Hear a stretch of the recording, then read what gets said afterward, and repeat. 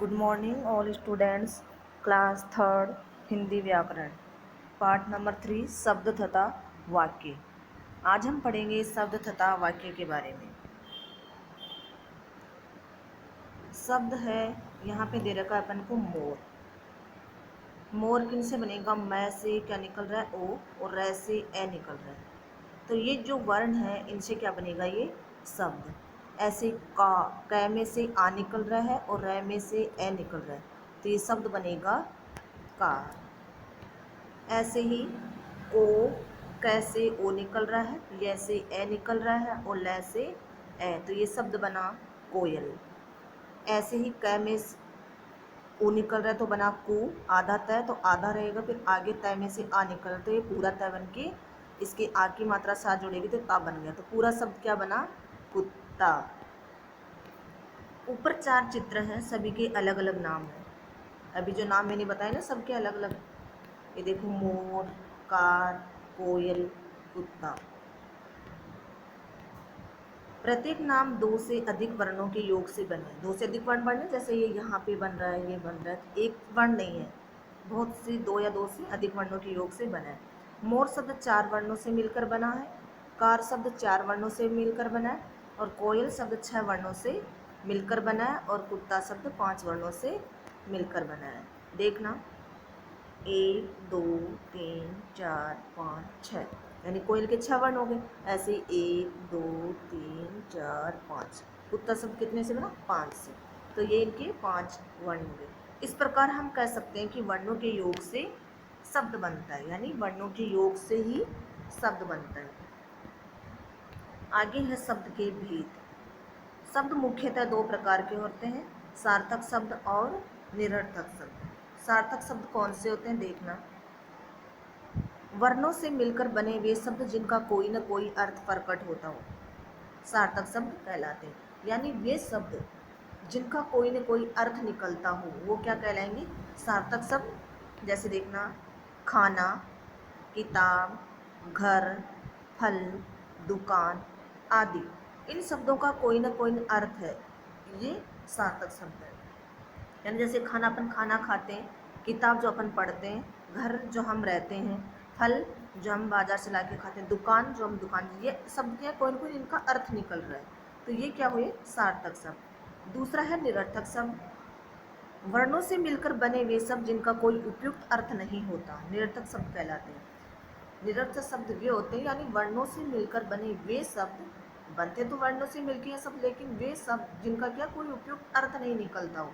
जैसे देखना, वाना, विताब, डर, ठर, वल, वुकान आदि। इसमें के जो सार्थक शब्द में जो दिए थे, ये देते ना खाना, तो इसका निरर्थक शब्द में बनेगा वाना। सार्थक शब्द में किताब था और निरर्थक में विताब। सार्थक शब्द में घर था, निरर्थक में थर। सार्थक शब्द में फल था, निरर्थक में वल। सार्थक शब्द में दुकान था और निरर्थक में वुकान। जैसे अपन बोलते हैं खाना माना, किताब विताब, दुकान वुकान, ऐसे। तो दुकान वुकान, दुकान है वो सार्थक और वुकान निरर्थक शब्द है। इन शब्दों का कोई उपयुक्त अर्थ नहीं है, इसलिए ये शब्द निरर्थक शब्द कहलाते हैं। आगे है अपना वाक्य। राम स्कूल जा रहा है, ये क्या हुआ? वाक्य हुआ। जैसे मैं बोल दूँ घोड़ा दौड़ रहा है, राजा हंस रहा है, तुम खेल रहे हो, तो ये क्या हो गए? वाक्य हो गए।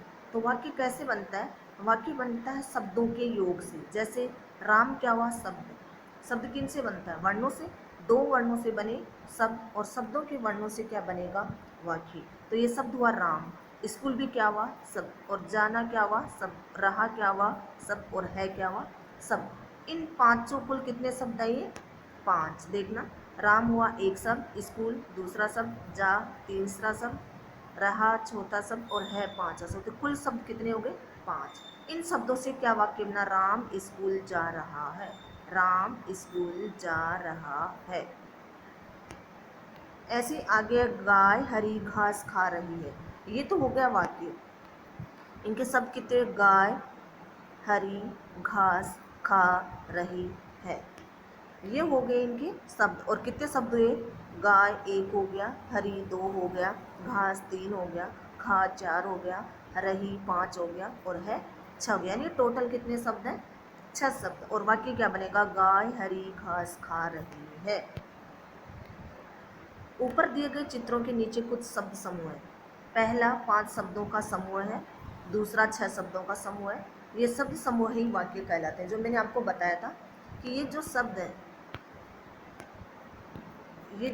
हैं, ये तो इन शब्दों के समूह को क्या कहेंगे अपन? वाक्य। जैसे ये शब्द है, इन शब्दों से ये वाक्य बना। 2 या 2 से अधिक शब्दों का ऐसा समूह जिसका कोई अर्थ हो, वाक्य कहलाता है। जो मैंने आपको भी परिभाषा बताई थी कि 2 या 2 से अधिक जो शब्द होंगे उनका जो समूह होगा उनको हम क्या बोलेंगे? वाक्य। वाक्य को जब हम बोलते हैं तो उससे 2 शब्द अवश्य निकलते हैं। एक, कोई व्यक्ति या प्राणी अर्थात उसके लिए संबोधन या नाम। दूसरा, उसके द्वारा किया गया कार्य। जैसे देखना, हरी खाना खा रहा है।